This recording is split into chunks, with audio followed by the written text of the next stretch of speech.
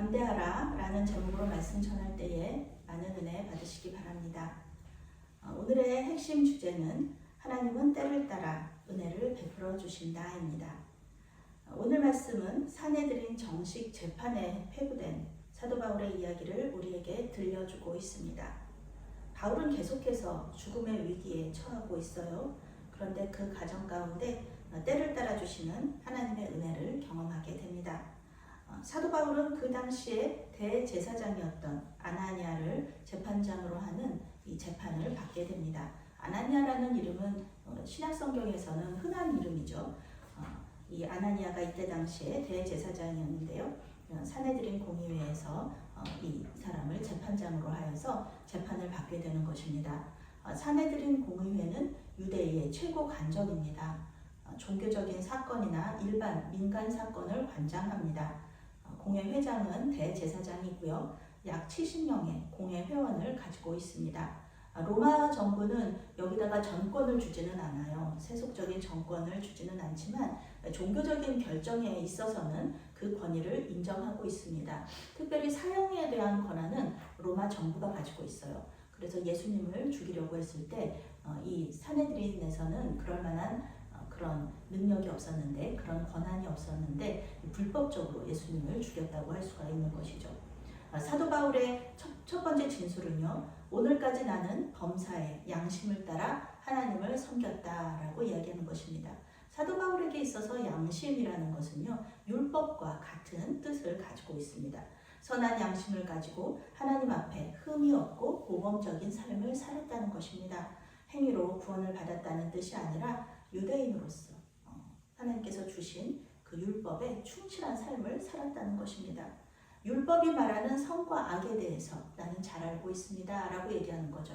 나는 율법을 어기지 않았습니다. 모세의 율법을 존중했습니다.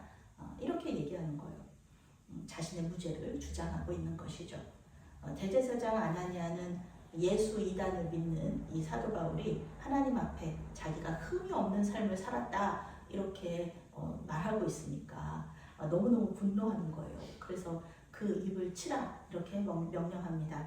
사도 바울은 히브리어 문법에서 이 간접 목적어의 역격이라는 그 문법적인 이런 특징이 있어요. 유익의 역격이라는 이런 이 방법이 있는데, 이 어법이 있는데 이것을 사용해요. 이것은 하나님과 자신이 친밀한 관계를 가지고 있음을 강조하면서요, 내 행위, 내가 예수님을 믿고 예수님의 복음을 전하는 이 모든 일들이 하나님 나라의 큰 유익이다 이렇게 주장하는 것입니다. 아나니아에게 즉시 반론을 제기하는 거죠. 그 위선자여, 하나님께서 너를 치실 것이다. 율법대로 심판해라 이렇게 말하는 거예요. 대제사장은 아직 정식 재판을 통해서 그 유죄 선고를 받지 않은 사도 바울을 때리는 그런 불법을 저지르는 거죠. 그것은 율법에서 금하는 것입니다. 당신은 나한테 율법 안 지켰다고 나를 때리려고 하는데 네가 벌써 율법을 안 지키고 있지 않느냐. 율법도 안 지키는 사람이 너도 율법 안 지키면서 다른 사람이 율법 안 지킨다고 때리는 거냐. 이렇게 부당하다고 이 사도 바울이 이야기하는 것입니다. 사실 대제사장 아나니아는 친로마파예요. 그러니까 대제사장까지 올라갔겠죠. 탐욕적이면서 세속적이고 또 성질이 급한 사람이었습니다. 잔인하고 포악하기로 유명한 사람이었습니다. 나중에 로마에 폭동이 일어났을 때, 로마에 대항하는 그런 폭동이 일어났을 때 유대 민족주의자에 의해서 죽임을 당하는 그런 사람이었습니다. 사도 바울을 재판할 자격이 없는 그런 사람이었죠. 삶을 일반적인 일상의 삶뿐만 아니라 그 대제사장으로서의 삶도 사도 바울을 평가할 수 있는 그런 사람은 아니었다는 것입니다. 그러나 사도 바울은 너의 백성의 관리를 비방하지 말라라는 출애굽기 22장에 나오는 그 말씀에 근거하여서, 그 말씀에 순종하여서 대제사장에게 자기가 불손하게 했던 것에 대해서 사과합니다. 내가 미안합니다. 대제사장인 줄 몰랐습니다. 이렇게 변명하는 것입니다. 학자들은 이 사도 바울이 눈이 나빠서, 그때 다메섹에서 예수님 만나고 나서 눈이 나빠졌다고 하잖아요. 그래서 알아보지 못했다 이렇게 말하기도 합니다. 대제사장에 대한 공격으로 이제 재판의 양상은 사도 바울에게 불리하게 돌아가고 있습니다. 하나님께서 사도 바울에게 이 상황을 타개하면서 예수님의 부활을 증거할 수 있는 기회가 되는 방법을 생각나게 하시는 거죠. 지혜를 주시는 겁니다. 사내들인 공의회의 관심의 초점을 사도 바울이 아니라 공의회 안에 있는 사내들인 그 공의회 안에 있는 그 오래된 논쟁으로 이렇게 돌리게 하는 거예요. 그것이 무엇이냐면은 이 사내들인 이 사람들, 이 공의회 안에 아주 오래된 논쟁거리가 하나가 있는데 그것이 무엇이냐면 죽은 자들의 부활에 관한 그런 신학적인 논쟁입니다. 사내들인 공의회는요, 사두개파 유대인하고 그리고 바리새파 유대인 지도자들이 이렇게 둘이서 이렇게 구성이 되는데요. 바리새파는 모세의 율법을 아주 잘 지키는 사람들이에요. 그 모든 규정을 준수하고 해석하는데 아주 탁월한 사람들이죠. 죽은 사람의 부활이라든지 또 천사, 영을 믿고요. 또 다윗의 자손인 메시아를 기다립니다. 사도 바울은 이 바리새파 사람이죠. 사두개파는요, 작은 집단이었습니다. 그렇지만 이 사람들은 거의 대부분이 제사장들이에요. 제사장들이니까 상당한 영향력을 가지고 있죠. 그리고 모세오경을 신봉했는데 그 안에 죽은 자의 부활 개념이 찾을 수가 없는 거예요. 죽은 자의 부활 개념이 없으니까 아니 모세가 이렇게 가르쳐 준 거에 대해서 이 뭐 부활도 없고 천사도 없고 영도 없는데 왜 우리가 그것을 믿어야 되느냐? 그런 확실한 가르침이 없지 않느냐? 그러면서 그 개념을 믿지 않아요. 그저 이 세상에서 하나님 말씀 잘 믿으면서 순종하면서 사는 게 제일이다. 이렇게 이야기하는 거죠.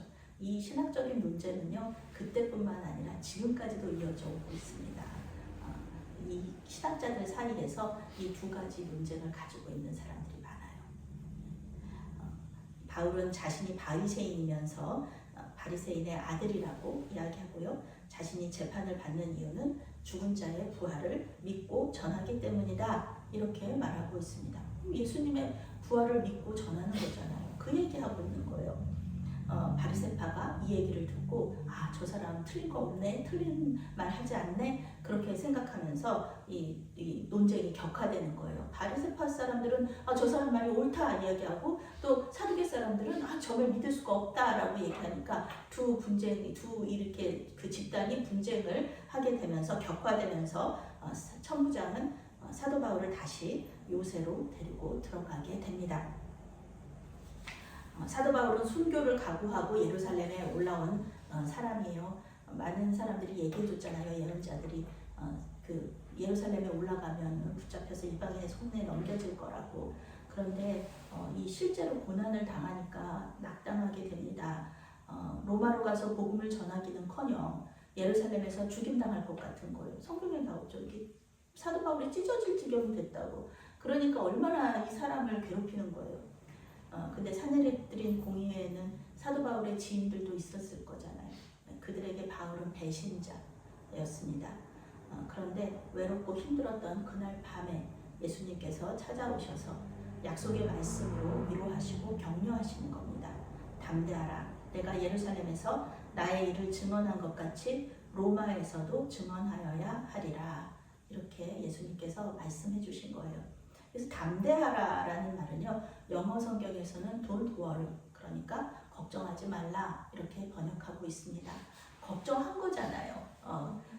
거기 갇혀가지고 그 뜰에 갇혀가지고 영내에 갇혀서 걱정한 거잖아요. 그러니까 걱정하지 말라고 예수님께서 말씀하신 거죠. 바울은 앞으로 3번의 재판을 더 받을 것입니다. 그리고 2년간 옥에 갇혀 있을 거고요. 그 이후에 로마로 가는 위험한 항해를 하게 될 것입니다.